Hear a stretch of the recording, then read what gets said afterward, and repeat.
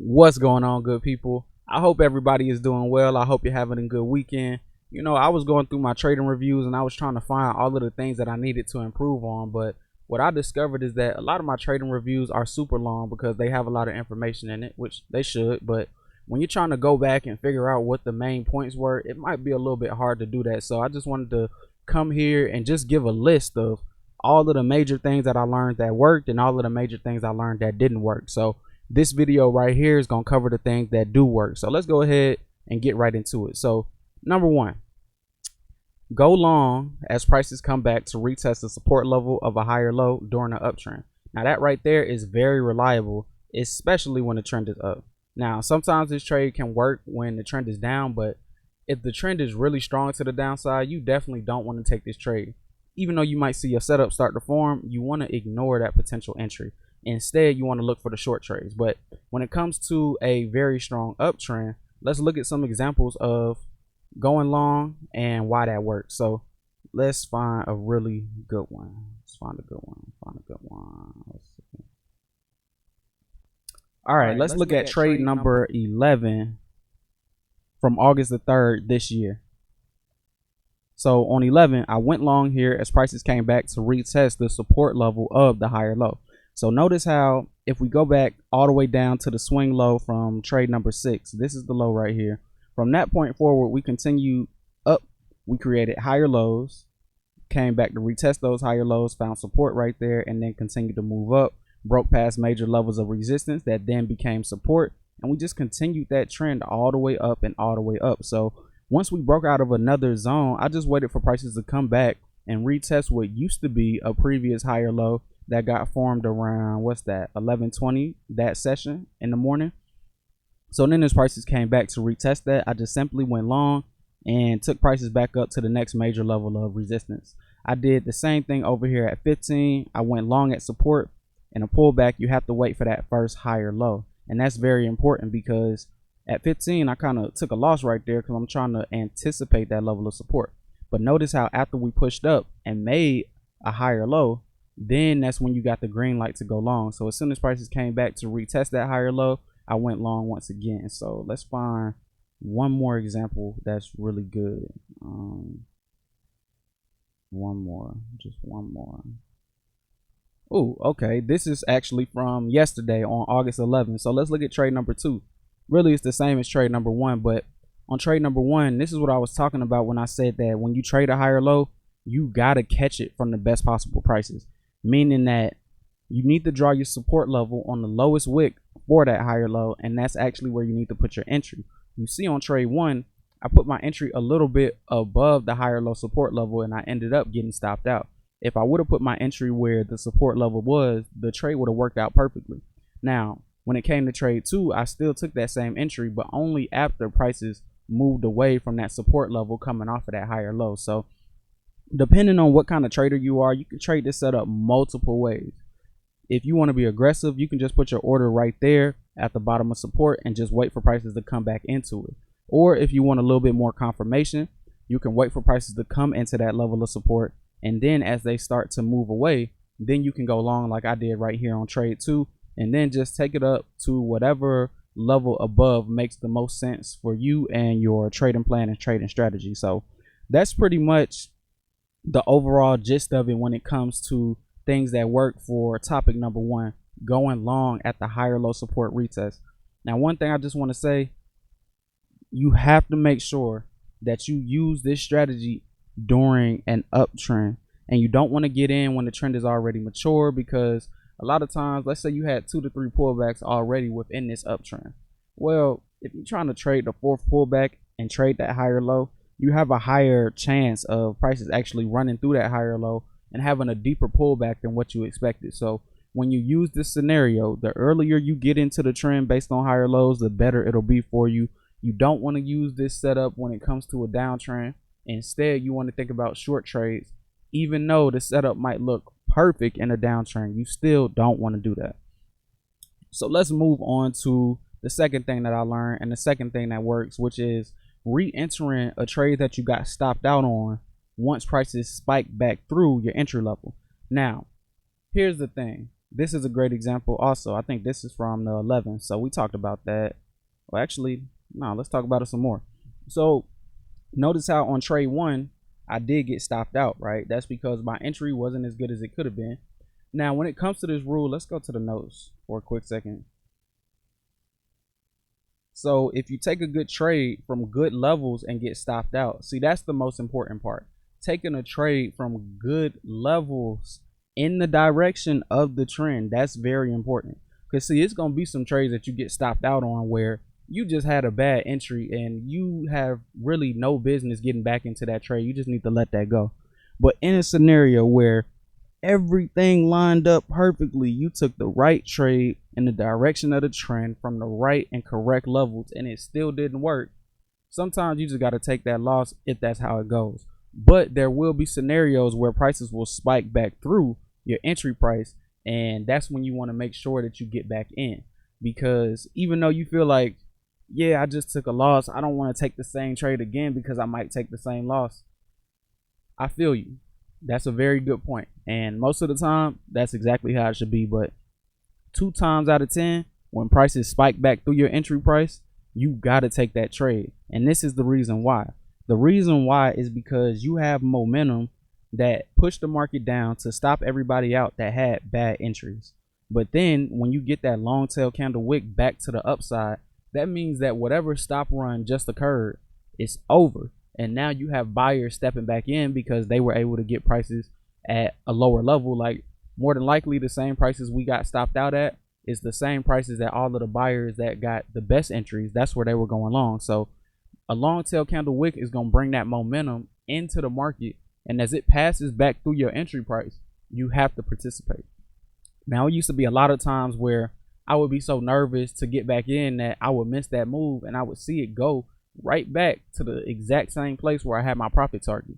And I was like, dang, man. So you always want to make sure you don't skip over that trade, because if you do, it won't be another loss in your actual physical trading capital, but it will be a loss in terms of opportunity cost, because you had an opportunity to not only make back the loss that you took, but you also had an opportunity to make extra profits on top of that and put yourself in a better scenario and improve your profit and loss for that day and get further into the green. So anytime you get that opportunity, no matter how weird it feels, you got to take it. And trades 1 and 2 right here from July 31st are a really good example.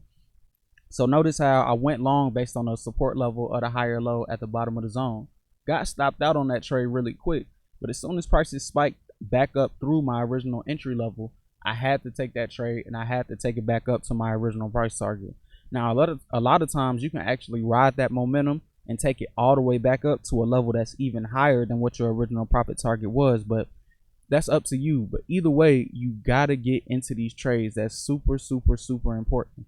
Now, one thing, you have to make sure that the entry that you had has to get spiked back through by the prices. Because let's say if prices kind of made a gradual stair step ladder back up to that price point that you went long at before, if they gradually moved up to that level, you don't go long and take that trade again, because buyers are not really showing you the momentum that you want to see in order for you to feel confident enough to participate. You only take that trade if it spikes back through your entry price, and you'll be able to tell that easily because it'll be a rapid movement to the upside. And let's say you went long at, what price is this? Let's call it 630. Let's say you went long at 630. The difference between a spike and a gradual move up would be, let's say you started at 620, then we went to 621, 623, 622, 625, 624, 628, 627, and then 630. It's like, okay, y'all made y'all way back up to 630, but you didn't really do it with too much conviction. Y'all did a lot of back and forth, and it seems like you're not as strong as you could possibly be. So I don't want to participate because that's not the momentum that I'm looking for. But let's say it started at 620, and then it went from 620 to 625 to 628 to 631, 635, and then pull back to 630. If it gives you an opportunity to pull back to 630 after it just spiked from 620 to 635, get back in and take that trade because the momentum is on your side. So always remember, it's a pretty thin line between momentum and a gradual push up. So you got to pay attention to all the details to make sure that it's momentum coming in. And if you do see that momentum, you re-enter that trade from your original entry level. So that's number 2. Number 3, let's get into that. In a downtrend, look for prices to retest resistance and get rejected. Short as prices begin to move away from resistance. And this is one of the things I learned in a downtrend that is very, very successful and lucrative. But of course, you have to make sure that it is a downtrend. The stronger the downtrend is, the better. You can judge the strength of a downtrend by simply looking at it. If you look at the downtrend and it's moving gradually to the downside, more like a stair step ladder formation where it's more so moving sideways than it is diagonal, then yeah, it is a downtrend, but it's not as strong as it would be if you had a completely diagonal trend where it's just lower lows, lower highs, lower lows, lower highs. It's no hint of any buyers stepping into the market at all unless they're just short sellers that are profit taking. So I always want to make sure that the downtrend is present. And then once the downtrend is present, then that's when you can start working and do your thing. So let's see. After a rejection from resistance. Okay, trade 6. Perfect example right here from August the 1st. So I shorted here as prices broke back down below support with strong momentum. Now you can't really tell on this candle, but on trade 6, look at how we pushed all the way back down to the bottom of the zone on this wick, right, for this candle. But when we closed near the level of resistance that used to be support when the market was moving up, but now that we've broken through that level, that now becomes resistance. We came back up, closed right at resistance, and then as we started to move away, that's when I took the short trade at trade number 7 after having a break even trade on trade number 6. So as prices come back to retest that resistance level, and then you see them start to move away, that's when you take your trade. Now, just like the higher low strategy, you can be either conservative or aggressive in your entry. The aggressive way would be to just pretty much already have your order waiting at that level of resistance, and you're anticipating that that level is going to hold up. Now, the conservative way would be to let prices come back into that level, and then once you see them start to move away, then that's when you want to take that short trade and participate in the down movement. So depending on what your style is as a trader, you can either choose the conservative route or you can choose the aggressive route. It's up to you, but either way, when prices come back to resistance and they get rejected, start looking for that downtrend to continue and start looking for your short trades. And let's see, let's find another one. Let's find one more.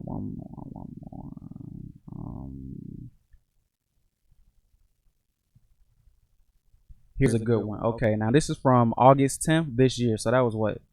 Thursday, right? I think so. Yeah, Thursday. So let's look at trade number 9. So on 9, I shorted here after seeing prices get rejected from resistance, and then I exited at the zone below. So notice how we were in a downtrend, right?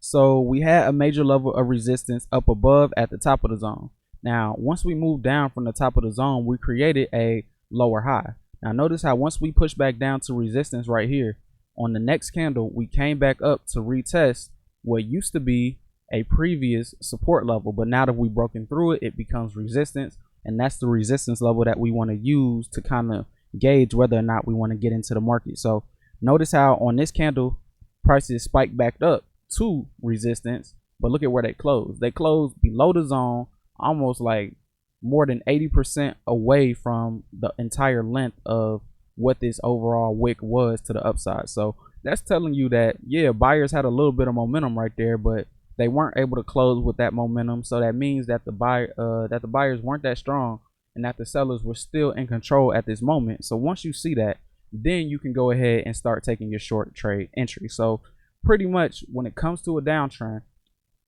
one thing you don't want to do, definitely don't short from the lowest prices. I made that mistake a lot of times, and when I go over my video talking about things that don't work, that's going to be one of the major topics I talk about. So do not short from the lows. Wait for prices to come back up, retest resistance, and then as they start to move away from resistance, then that's when you want to start to look for your short trades. So that right there covers number 3, shorting the downtrend after rejections from resistance. Now let's move on to number 4, expanding your profit targets in volatile markets. Now this right here is really important to me because me as a scalper, I have like a 20 to 25 point standard like profit taking strategy that I'm looking to employ. I'm looking for my 20 to 25, and most of the time that's it. But there will be times in the market where volatility is a lot more pronounced and you can have bigger moves. So on a normal day, you might have an average range on the Dow Jones where it's like 100 to maybe 150 points. On a really volatile day, that average range might be anywhere from double to triple what the normal average might be, which means that you can have much more lucrative trades for the same setups that you take. You can get more profit without putting in more effort. You just have to expand your profit targets. So what I like to do is, instead of having my profit target sit where my original profit target should be, I'll look above. Like let's say I'm going long, I'll look above and try and find a major level of resistance that I feel like prices should move to if the uptrend continues. And then I like to use those levels as the reference point for me to get out instead of just using my standard 20 to 25 points. So let's look at some examples of that. And a really good one for me is trade number 7 and trade number 8. Now on 7 and 8, let's read the notes. This is from August the 7th, 2023, this year. So I went long here at the support of the higher low, and I held this trade until I saw exhaustion volume. So that's one of the things that you can look for if you're looking for a level above to get out at.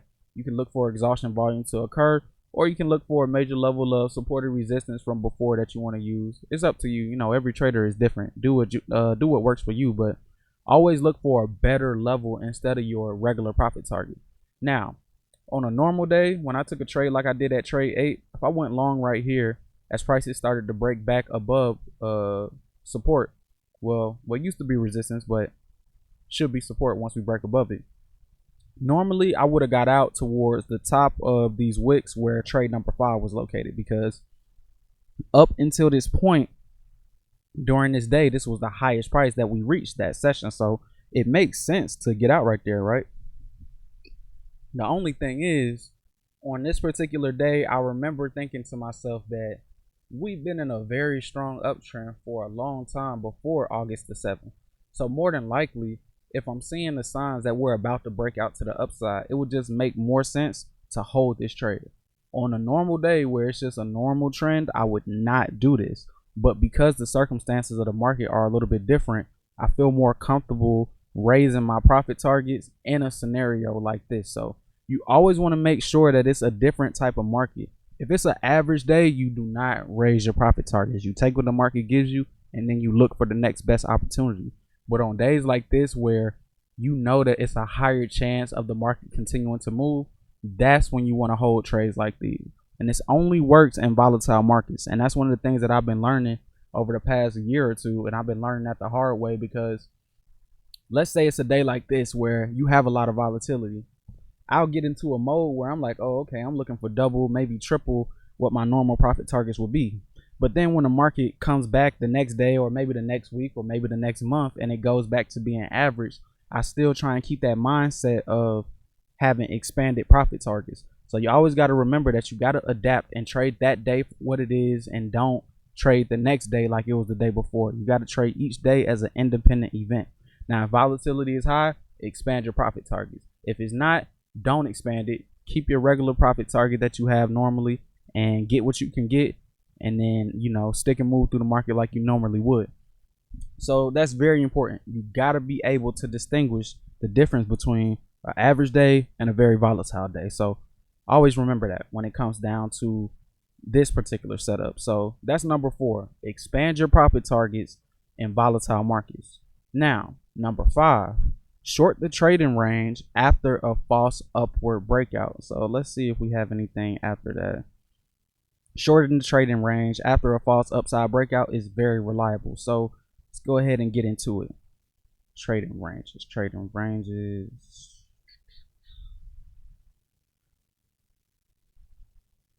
All right, so this is from August 9th this year. So let's look at trade number 4, but let's actually start from trade number 3 up here. Actually, let's start from the beginning of the screenshot. Notice how we were in a trading range between 35,420 at this uppermost zone and then we had the lower level of the trading range at 35,360 at these lower wicks down here. Now prices pretty much traded back and forth in between these two levels. So anytime we got to the extremes of the range on the upside, we sold back down all the way to the bottom. Anytime we got back to the bottom, we had a rally, and we rallied all the way back up to the top of the trading range. Now on this particular section at trade number 3, we see prices actually break above the trading range, which would make a lot of people think that, oh, okay, we're about to start trending now. I actually took a loss on trade 3 because I thought we were about to start trending, and I went long. But one thing you want to always remember is that in a trading range, the potential of a false breakout is almost double than what it would be on a normal day, because everybody sees the range and they expect for the range to hold up. So as soon as they get any potential signals that a breakout could potentially not work, you're going to see a wave of selling just rush into the market, like you saw on this candle right here when I got stopped out on trade number 3. All of the sellers came in and said, yep, we know what to do. It's time to short it. So once prices get back into that trading range, that's when you pretty much have the go ahead to take that short trade. But before you take the short, the one thing that you want to look for is you want to look for a pullback to a major level of resistance. And then that's when you use your resistance strategy that we talked about earlier. So in a downtrend, you want to see prices come back up, retest resistance. And when they retest resistance, you want to see them move away. And as they move away, that's when you take the short trade. And that's what I did right here on trade number 4. So I shorted the first lower high that I saw once prices broke back below the zone. And then I took prices to the bottom of the trading range. So that's exactly how you want to do it. When it comes to a trading range, if you see that false breakout, first thing you want to do is wait for confirmation once we get back into that trading range. And as soon as you see that, that's when you go ahead and you enter and you participate in whatever trend is happening at that time. So that was on August the 9th. We also had a similar scenario on July 31st this year also. So let's talk about that. And let's keep it short.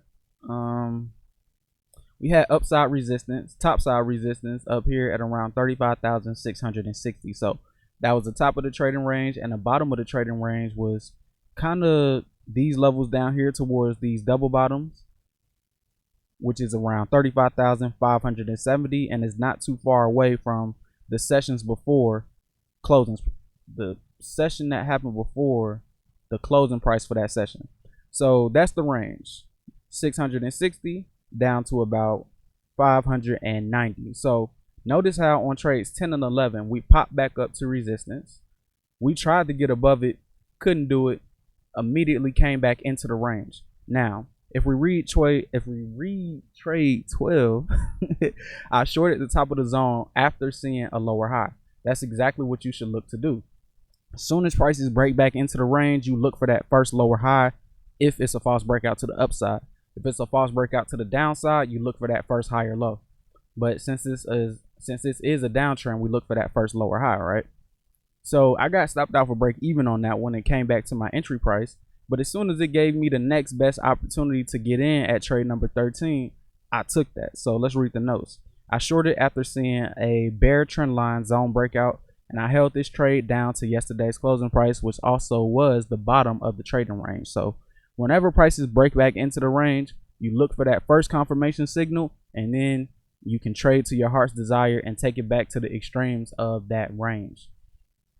So that right there wraps up number 5, which is shorten the trading range after false upward breakouts, or if you have a false breakout to the downside, buying the trading range after a false breakout to the downside. But make sure you always wait for that confirmation. Very, very important.